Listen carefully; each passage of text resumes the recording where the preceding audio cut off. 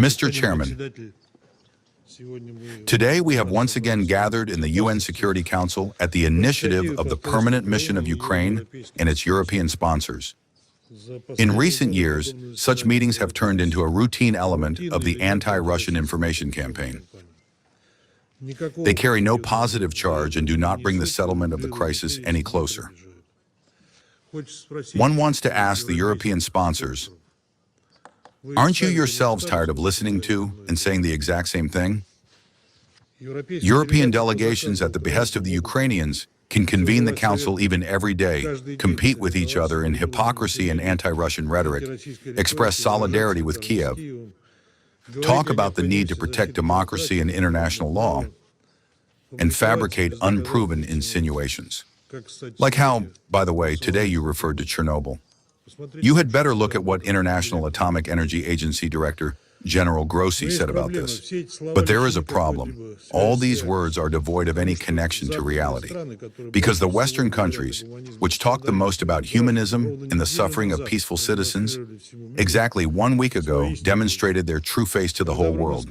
When an incident with a drone occurred in Romanian Galați, unsubstantiated accusations against Russia, lightning fast followed from the leadership of the EU, NATO, as well as the member states of the European Union. They were also voiced during the Security Council meeting, where words of solidarity with the victims in Romania were also heard. Expressing sympathy to the victims is a normal human reaction, and we do not condemn this in the slightest.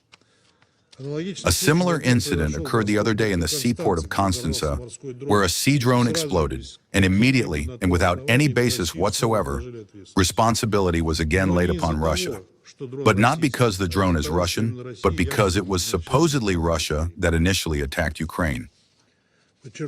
I emphasize that from the very beginning, it was clear that this was an Ukrainian sea drone, which the Kyiv regime planned to use to carry out terrorist acts against civilian maritime vessels. Just as it did in Greece, by the way, and about which Greece remains silent at meetings of the Security Council.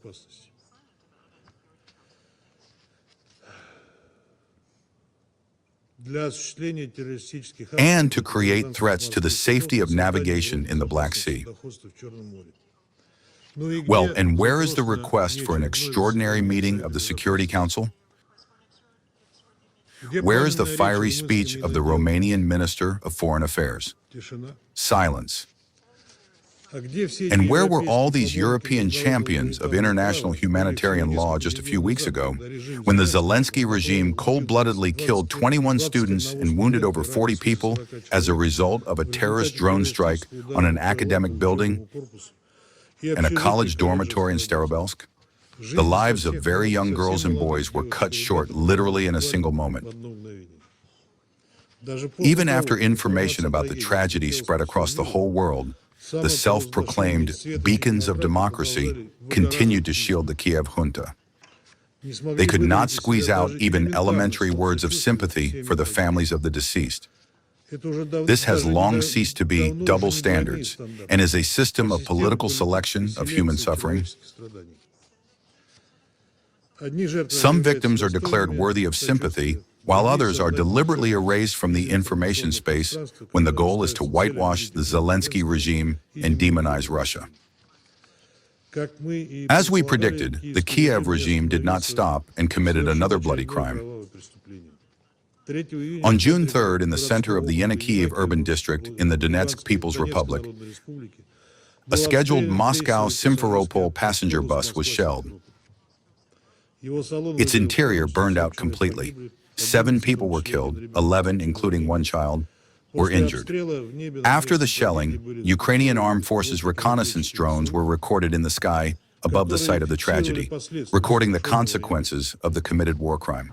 The death of people in Starobelsk and Yenikiev is only a small fraction of the atrocities of the Kyiv regime militants, who strike civilian objects in the borderlands daily, launch targeted strikes on residential buildings, educational and medical institutions, and hunt for peaceful citizens.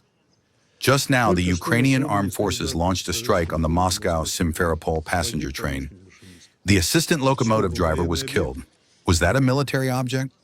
Over the period from May 25th to May 31st, 217 peaceful citizens of Russia suffered from Ukrainian armed forces shelling. 35 people were killed, including 3 children, and 182 people were wounded, including 8 minors. A total of 3,754 munitions were fired at civilian objects. Naturally, the countries of the West and the UN Secretariat preferred not to notice these deaths. We demand from the UN Secretary-General a decisive condemnation of the crimes committed by the militants of the Zelensky regime against peaceful citizens in Starobelsk and Yenikivy. Silence, verbal acrobatics, and evading a direct assessment of the Ukrainian armed forces' crimes are equivalent to encouraging a policy of terror against civilians. Mr. Chairman, in response to the terrorist attack on Starobelsk, as well as a number of other Ukrainian armed forces, strikes on the peaceful population and civilian objects, the Russian armed forces launched strikes with high-precision weapons against enterprises of the military-industrial complex, fuel and transport infrastructure facilities of Ukraine used in the interests of the Ukrainian armed forces, as well as military airfields. As a result, recently in Kyiv, 10 enterprises producing military products, including strike UAVs, have been hit, among which are the Abris PT Association, the Radio Electronic Industry Enterprise, Special Design Bureau Spectre, Joint Stock Company, Mayak Plant, and the state company, Ukrspetsexport. Also in Kyiv, 3 territorial recruitment centers of the Ukrainian armed forces were hit. In Zaporozhye, a strike was launched against the workshops of the machine building plant, named after Omelchenko, and the Motor Sich aircraft engine building plant. In the Dnipropetrovsk Oblast, against the enterprise of the Firepoint Company, which produced components for long-range strike UAVs and missile weapons, as well as against a logistics center. In the Kharkiv Oblast, against 3 enterprises of the military-industrial complex, including the Kharkiv State Aircraft Manufacturing Enterprise, and 2 facilities of the fuel and energy complex of Ukraine used by the Ukrainian armed forces. In the Sumy Oblast, against the Shaska State Plant Zvezda. Strikes were also launched against military industry enterprises in the Khmelnytsky and Poltava Oblasts and the infrastructure of 6 military airfields. In the Cherkasy, Rivne, Zhytomyr, Kirovohrad, Khmelnytsky, and Kyiv Oblasts. Unlike the Kyiv regime, which not only shells peaceful facilities in Russia, but also deliberately uses civilian infrastructure and its own population as a human shield, the Russian armed forces strike only military targets and facilities used in the interests of the Ukrainian armed forces. The casualties that occur among the peaceful population of Ukraine are the result of the indiscriminate and chaotic work of the Ukrainian air defense, which, in violation of the norms of international humanitarian law, is deployed in residential quarters. Mr. Chairman, during the 12 years since power in Ukraine was seized by corrupt Ukrainian politicians as a result of a bloody coup d'etat with the direct support of Western countries, the situation in this country has been getting worse and worse. In essence, the destruction of the Ukrainian people is underway. Millions have left the country. Hundreds of thousands have been destroyed, driven like cattle to war with Russia. Forcibly mobilizing people is becoming increasingly difficult, which is why talk has begun in Europe about canceling the temporary protection status for Ukrainians of conscription age. Through the efforts of Zelensky, a country of many millions has been turned into consumable material in a meaningless crusade of Western Russophobic elites against Russia. In Ukraine, there have always been quite a few politicians who, maneuvering between the West and Russia, tried to sit on 2 chairs at the same time. However, the bet was made precisely on Zelensky, apparently because he turned out to be ready to exchange the future of this country for the handouts of Westerners in the form of material benefits for himself and those close to him. The corruption scandals of recent months have exposed all these facts. Have you not asked yourselves the question why this was not followed by any coherent reaction from Western countries? The answer is simple.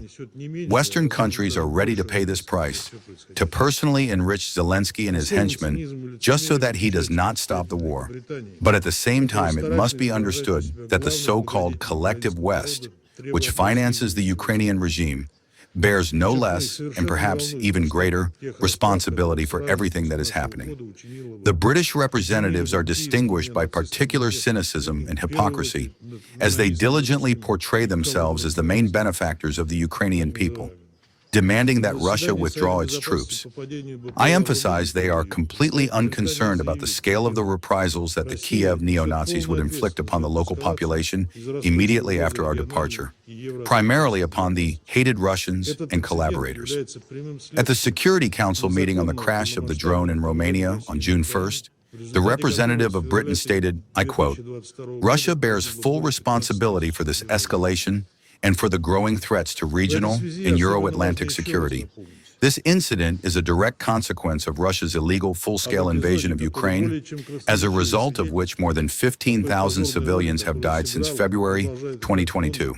In this regard, it is especially important once again to recall an episode that more than eloquently testifies to the shameful role that London played and continues to play in dragging out the conflict in Ukraine. In April 2022, the notorious Boris Johnson, then Prime Minister of the United Kingdom, rushed headlong to Kyiv to prevent the signing of the peace agreements by Russia and Ukraine, which had already been initialed in Istanbul. In this connection, I want to inquire of the representative of Great Britain. So who then must bear responsibility for the deaths of 15,000 civilians, and on whose hands is the blood of tens of thousands of wounded and maimed Ukrainians? Hypocritically calling for peace, you and your accomplices from other European countries did and continue to do everything so that the bloodshed lasts indefinitely. I repeat, if the Istanbul agreements had been signed, then the combat operations would have ended approximately a month after the start of the conflict. There would not have been so many dead and wounded. There would not have been destruction on the territory of Ukraine and Russia. There would not have been drones in the sky over Romania, Latvia, and other European countries, which our former Western partners slyly pass off as Russian. For us, one thing is obvious. If the current European elites do not change their minds and do not abandon the insane idea of inflicting a strategic defeat on Russia, there will inevitably be more and more human casualties and destruction. Believe me, the European countries, which since colonial times have suffered from an extreme degree of arrogance and their own exceptionalism, simply have no plan B, Mr. Chairman.